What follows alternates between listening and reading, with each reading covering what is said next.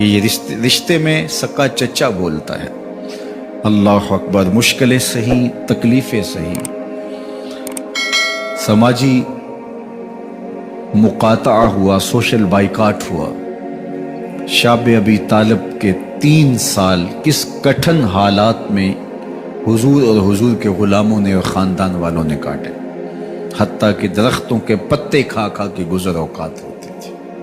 معاہدہ لکھ کے کعبۃ اللہ کے ساتھ لٹکا دیا گیا، اور یہ اتنے سنگ دل ثابت ہوئے کہ باہر سے کوئی تجارتی قافلہ آتا جس کے پاس اغذیہ ہوتی، کھانے پینے کی اشیاء ہوتی، تو ان کو ادھر جانے نہ دیتے، مبادہ کہیں یہ خرید نہ لے۔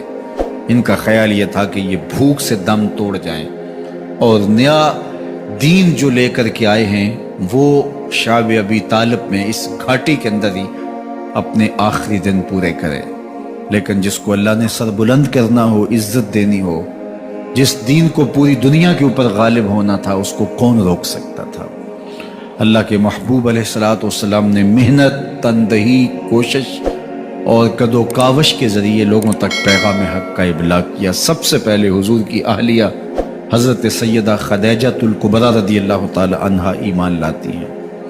حضور علیہ السلام کے قریبی دوست، گہرے دوست حضرت سیدنا ابو بکر رضی اللہ تعالی عنہ ایمان لاتے ہیں۔ حضرت علی المرتضیٰ رضی اللہ تعالیٰ عنہ اگرچہ نو عمر ہے، لیکن سینے پہ ہاتھ رکھ کے کہتے ہیں جان و دل فدا کروں گا حضور آپ پہ۔ حضرت بلال حبشی اسلام لاتے ہیں۔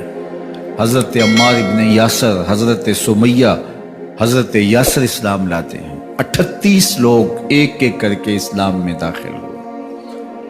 کفار تو چاہتے تھے کوئی دوسرا شخص ان کے ساتھ کھڑا نہ ہو، تو جب 38 لوگ حضور کے ساتھ کھڑے ہو گئے تو ان کے لیے بڑا اذیت ناک لمحہ تھا کہ یہ تحریک جس کو ہم روکنا چاہتے ہیں یہ پھیلتی چلی جا رہی ہے، لوگ اس کے ساتھ شامل ہوتے چلے جا رہے ہیں، اور لوگ ان کے لیے محبتیں اور ان کے لیے پیار پیش کرتے چلے جا رہے ہیں۔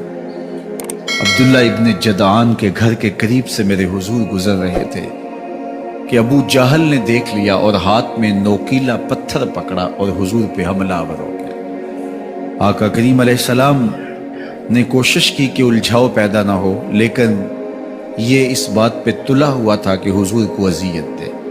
اس نوکیلے پتھر سے حملہ آور ہو کے حضور کو گہرے زخم دیتا ہے، حتیٰ کہ حضور کے مبارک بدن سے خون بہنے لگ جاتا ہے۔ وہاں سے حضور سین حرم میں پہنچتے ہیں اور اللہ کے حضور سر بسجود ہو جاتے ہیں۔ حضور کے چچا حمزہ بن عبد المطلب ابھی اسلام نہیں لائے تھے، وہ شکار کھیل کے واپس آ رہے ہیں، اور جب وہ شکار کھیل کے آتے تھے تو بڑا اترا کے چلتے تھے۔ انہوں نے سنا کہ 2 لونڈیاں آپس میں بات کر رہی ہیں۔ اس کو پتہ ہوتا نا کہ اس کے بھتیجے کے ساتھ کیا سلوک ہوا ہے تو یہ کبھی بھی ایسی چال نہ چلتا، اس کی ٹوری کوئی اور ہوتی۔ تو رک گئے، قدم خود بخود ٹھہر گئے، رک کے پوچھا کیا ماجرا ہوا؟ کہا تمہارے بھتیجے کو ابو جہل نے مارا ہے اور اس کے نازک بدن سے خون بہتا رہا۔ وہ خاموش تھا، لیکن اس نے جان بوجھ کے زیادتی کی اس پر، بس غصے میں بفر گئے۔ سین حرم کے آس پاس قریش اپنی مسندیں جمائے بیٹھے ہوتے تھے ٹولیوں کی شکل میں۔ آج امیر حمزہ آئے اور ابو جہل کو تلاش کر کے اپنی کمان کو زور سے اس کے سر پہ مارا، اور اس کا سر پھٹ گیا، اور ساتھ بولے تم نے ہمارے بھتیجے کو لاوارث سمجھا ہے؟ اب اس کے حواری کھڑے ہو گئے، لیکن ابو جہل بڑا کائن شخص تھا، اس نے سمجھا کہ یہ تو اب تنہا ہیں، لیکن لڑائی کی آگ روشن ہوگی تو بنو ہاشم بھی نکل آئیں گے، تو یہ لڑائی لمبی ہو جائے گی، تو اس کا سبب میں ہوں، قصور میرا ہے۔ اس نے کہا بس مجھ سے غلطی ہو گئی، اس طرح اس نے بات کو ٹال دیا۔ اب حضور کے چچا حضور کو ڈھونڈ رہے ہیں۔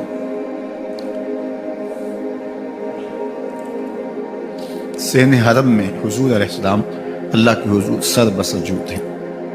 یہ پاس جا کے کھڑے ہو گئے اور کہا یا ابن اخی، اے میرے بھائی کے بیٹے، اے میرے بھتیجے، لیکن حضور سر نہیں اٹھایا۔ اللہ کے حضور اپنے دکھڑے بیان کر رہے ہیں. اسی کسے دے کچھ نہیں لگ دے تے نہ کوئی ساڈا دردی.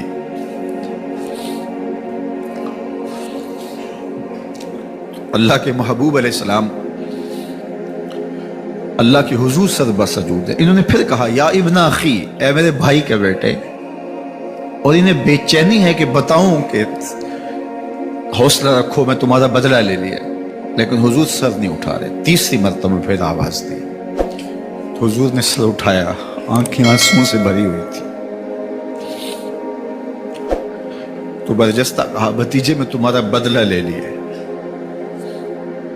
میرے حضور نے فرمایا چچا مجھے اس کی کوئی خوشی نہیں ہوئی. یہ حیرت زدہ ہو گئے کہ اتنا بڑا کام، اس وقت مکے کا اتنا بڑا سورما، اور میں اس سے ٹکرا کے آیا ہوں اور یہ کہہ رہے ہیں مجھے کوئی خوشی نہیں ہوئی. قسمت اچھی تھی. بولے بھتیجے تم کیسے خوش ہوتے ہو؟ کہا جس رب کو میں مانتا ہوں اس کو تم بھی مانو. تو امیر حمزہ کی قسمت اچھی تھی تو آگے بڑھے اور اسلام قبول کر لیا. 38 لوگ پہلے مسلمان تھے، یہ 39 میں مسلمان ہو گئے. بس ان کا اسلام لانا مسلمانوں کے لیے تسکین قلب کا ساما ہوا. حضور کی آنکھوں میں امٹتے ہوئے آنسو. آگے بڑھے، کعبے کو غلاف کو پکڑا، کہا اللہم اعز الاسلام باحب الرجلین الیک بعمر بن الخطاب او بے عمر ابن حشام. اے اللہ ایک شیر دیا ہے، ایک شیر اور دے دے. اب تیری مرضی، یا عمر بن خطاب دے دے یا عمر بن حشام دے دے. اگرچہ اس نے میرے اوپر پتھر برسائے ہیں، مجھے زخمی کیا ہے، لیکن اگر دین کی تقویت اس سے ہو سکتی ہے تو مالک مجھے کوئی غصہ نہیں. چاہے عمر بن حشام، یہ ابو جہل کا نام ہے، مجھے چاہے ابو عمر بن حشام دے دے یا عمر بن خطاب دے دے. ایک شیر دے دیا، ایک شیر اور عطا کر دے. حضور کعبہ کے غلاف سے لپٹ کے اللہ کے حضور دعائیں مانگ رہے ہیں. 39 لوگ اسلام لا چکے ہیں، 40ویں کا انتظار ہے. اللہ کے محبوب علیہ السلام کی دعائیں ہیں، حضور کی التجائیں ہیں. ادھر یہ خبر پورے مکے میں پھیل جاتی ہے کہ حمزہ بھی ایمان لے آئے. کفار پر سراسیمگی سی کیفیت پیدا ہو جاتی ہے کہ ہم تو سمجھتے تھے کہ یہ 2-4 لوگ ہیں، 10-15-20 لوگ جمع ہو جائیں گے، اور اس طرح کے لوگ بھی اگر ان کے ساتھ شامل ہو گئے تو ان کا راستہ نہیں روکا جا سکے گا. وہ سر جوڑ کے سوچنے لگے، ابو جہل کو کوسنے دینے لگے اس نے کیوں یہ ظلم کیا کہ اس کا نتیجہ یہ پھر ہمیں بھگتنا پڑ رہا ہے. اس کے لیے کوئی تدبیر کرنی چاہیے، اس کے لیے کوئی حکمت سوچنی چاہیے. 26 سال کا نوجوان ہے، خطاب کا بیٹا ہے، نام عمر ہے. اپنے گھر کے اندر پیچ و تاب کھا رہا ہے کہ اگر یوں ہی اسلام پھیلتا رہا تو ہمارے بتوں کے